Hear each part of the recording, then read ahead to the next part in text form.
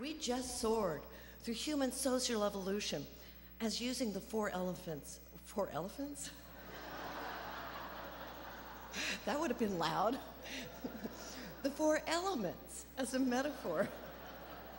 Now let's go from epic to intimate. How do our own personal stories reflect the larger journey of mankind? How does our relationship with nature change over time? Do we experience in a lifetime what mankind does in a millennia? Each of us goes through many phases before we find inner peace. Will mankind do the same?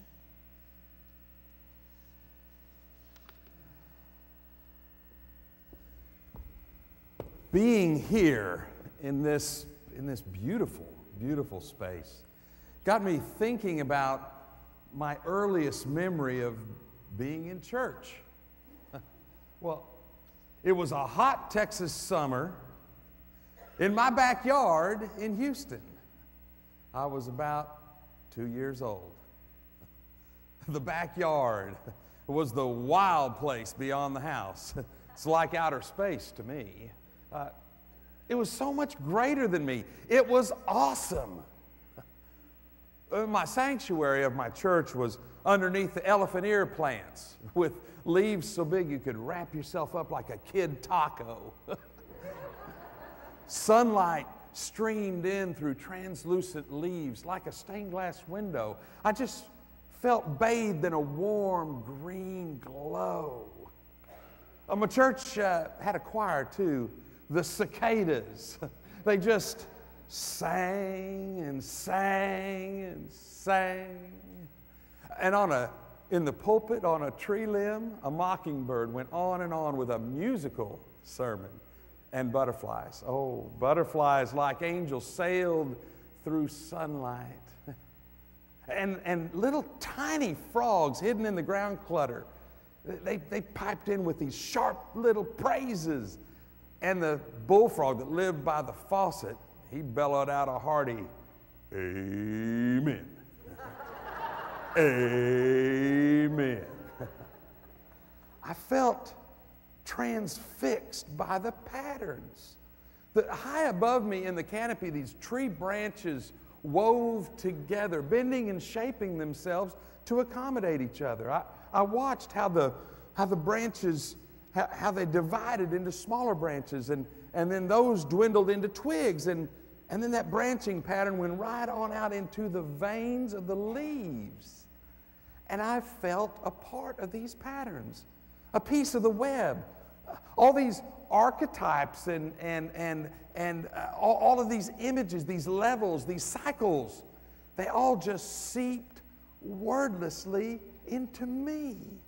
I just breathed in that glow, feeling the oxygen from the leaves infused into me, and I felt the leaves take in that carbon dioxide of my breath. I felt suspended in the essence of life, just vibrating with the cicadas in that steamy bayou air, knowing God before I knew the word God, before I knew any words at all, really.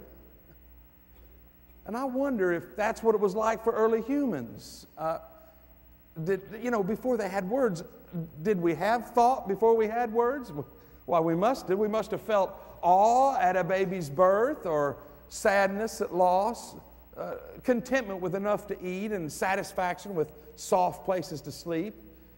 Surely early humans must have had spiritual thought, like mine as a child. That's all they had, raw nature.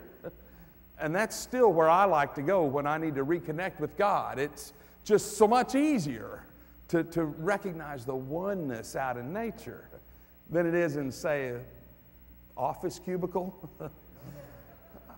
I don't know. Sometimes I think Mother Nature has it going on and we humans just screw it up. But then I think, no. Humans are a part of nature. We arose as a species from nature. It totally shaped us, and it still does. Well, we are a product of our nature. The food we eat, the water we drink, the air we breathe. We are elementally formed by the land in which we live. Well, so I think about those cave people in their wordless moments of awe. And I think about my church of the backyard. And then I wonder if there's a key there to living in peace and to saving our planet. You know, respecting our childhood, our roots as humans, back to a time before races and religion and nations divided us. Somewhere deep in our DNA is that memory. It's real. And we can all remember that. Just like I remember my church of the backyard.